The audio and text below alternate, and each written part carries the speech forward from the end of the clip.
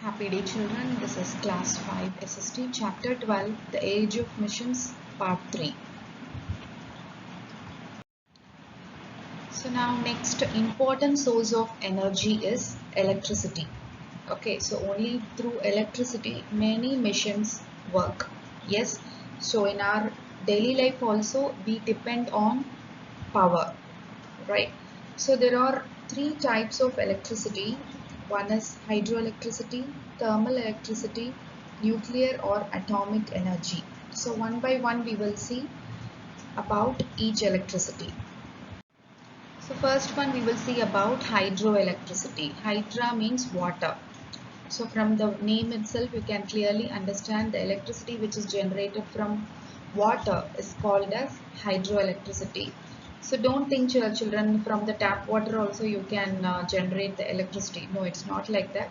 It is only generated from the flowing water that has to be in great force. Okay, it will be generated only in the dams with the help of turbines. Turbines are nothing but it's a device which converts the kinetic energy to electrical energy. Kinetic energy means a flow of energy. Okay, so that is called as kinetic energy. So from the kinetic energy, this turbines changes that into electrical energy. Okay, so in this picture you can see the dams, with great force the water is flown, right? So this converts the kinetic into electrical energy. Okay, and the main advantage of the hydroelectricity is it is pollution free. It doesn't relieve any residues like smoke or anything, and it cannot be created everywhere. That is one disadvantage. Okay, next one is the China. It's a leading producer of hydroelectricity. Okay, then followed by Brazil, and next one is United States. So these three countries they produce hydroelectricity more. Okay. So next type of energy is thermal energy. The word thermal means heat. Okay. So from the heat energy, electricity is generated. Okay, so coal, petroleum and natural gas, so these are the resources which are used to generate the thermal electricity. And one disadvantage of thermal electricity is it's very costly and also it causes pollution. So in this picture itself you can see it leaves the smoke residues. Okay, and in India we have in several places thermal electricity is generated in Gujarat and Himachal Pradesh and in Chhattisgarh. Okay. Next, so next type of energy is nuclear energy or atomic energy. So nuclear energy is nothing but it's energy which is found in the nucleus of an atom. Okay, there will be more enormous energy when more atoms hold together. Okay, when they bind it together, there will be lot of energy.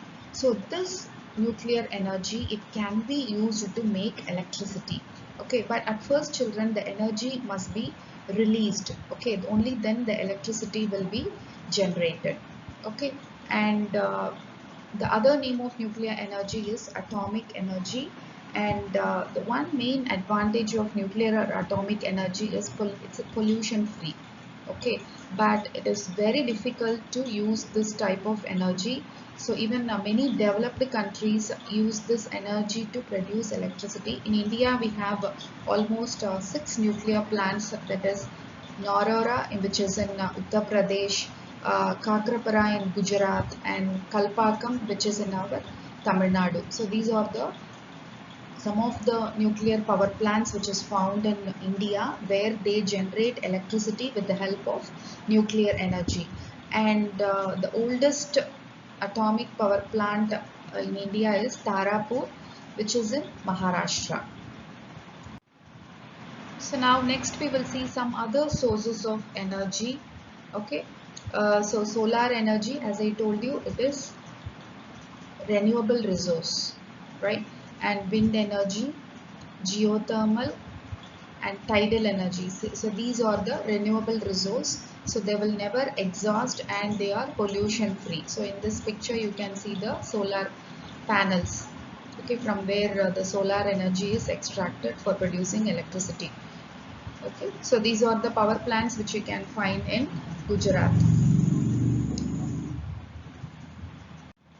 So thank you children. In this chapter you have clearly understood what is a mission and what are the properties of mission and how metals was discovered, which in turn leads to industrial revolution, right? And what are the sources of energy for running the missions. So you have learned in this chapter, right? Thank you children.